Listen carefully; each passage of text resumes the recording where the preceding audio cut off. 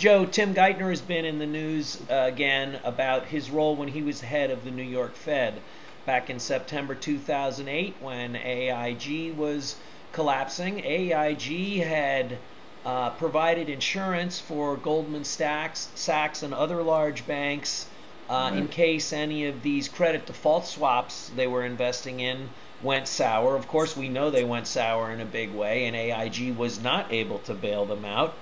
Tim Geithner got involved in the situation as head of the New York Fed, and it's often said that the Fed is actually a quasi-governmental agency, and that it works behind the curtain on behalf of the American public. How does this story reflect on that assertion? This is kind of proof that Geithner was not aware that he had a job to do to represent the interests of the public as head of the central bank, by the way, remember, of the United States of America, Pete, the Federal Reserve Bank. Well, wait, he's not the head. He was not the head of the whole Fed like Bernanke is now. He was the head of the New York Federal Reserve Bank. Yes, correct. But the New York Federal Reserve is the body that serves as the central bank of the United States of America. So really, the guy who's been, trotted out, as the smartest guy in the room, really turns out, I don't see that he's done anything right. I have to admit that all the writing is not on the wall yet, but from the writing that I can see, he needs to resign. He needs to resign and defend himself, and not, not carry this stain that he has up to the Treasury and stay there and try to defend his actions at the New York Fed. What he did was basically, advise. Question is whether he ordered or advised, whether the Federal Reserve Bank of New York ordered or advised AIG to not disclose to the market, its payments. That its payments were going to be 100% on the dollar. Right there, at that point in time, Pete, we would have had the answer to the question that we need to have in order to move forward, which is, what are the toxic assets worth? Okay? We cannot have any workout of any kind of financial situation until we get all of those toxic assets off all the books of all the banks. That's what needs to happen. And right there, we would have had it because it would have been a matter of negotiation between the insurance company that's supposedly representing its shareholders against somebody whose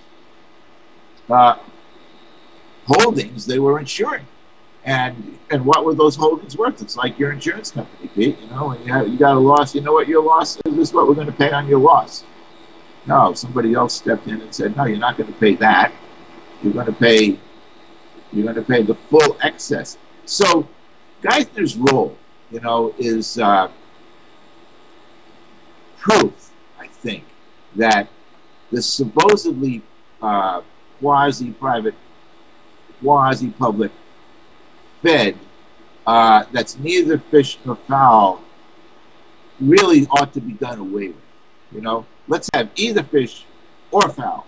Okay, if they're fish, if they're private, we're going to regulate the hell out of them, and if they're government, we're going to let them create the money and let the bankers do the banking. And of course, again, our solution is to let the government create the money. It's a natural monopoly. Get away from the cartel, and let the bankers lend real money. This is rich in hypocrisy. It's rich in corruption. It's rich in greed. It's rich in the example of the revolving door between the banks and the Fed and the Treasury. And the Treasury. It's great that it finally came out. Congressman Issa from California. It's really interesting how this is a Republican thing now. That's against the Fed. Yeah, Obama's got his hands full of stuff, but he's passed all of this off onto the bankers, Pete. He's passed all of the financial situation off onto the bankers, and they are not going to solve it. They are not going to work it out, except to their advantage and to disadvantage the taxpayers. So that's my take on Geithner. He needs to go, and what he did as head of the Fed, borders on criminal, criminal action. If it's not criminal action, and that can only be found out from an investigation. And in order for him to be subject to an investigation, he needs to step down. Well, Joe, when Geithner ordered AIG to pay 100% on the dollar, 100 cents on the dollar, AIG didn't have that money. Where did the money come from? Just remind us. AIG was obviously bankrupt itself. Right. Okay. So remind us where that money came from. Well, that money came from the taxpayers. That money. Here's the interesting thing. Came from the taxpayers, and the taxpayers, of course, don't have it, and so the taxpayers have to issue certificates by the Treasury and borrow the money. And in that case, because of what was going on, that was when the Fed itself was, opening up all kinds of new windows to lend, and basically buying the Treasury issues. So it was, instead of being quasi-public, it was, to me, totally incestuously private, because all of that stuff was, except for the obligation, was all done by the private banks. It was the private banks, the private insurance companies. And when you say private banks these days, Pete, you got to be clear. It's financial services, integrated financial services, vertically integrated financial services, banks, insurance companies, investment companies, traders, stock corporations. All that stuff's all the same. That's why we have to get back to Glass-Steagall and make the walls, and then get to an honest money system. You're saying the taxpayers bailed out AIG. They provided the money. My taxes haven't gone up.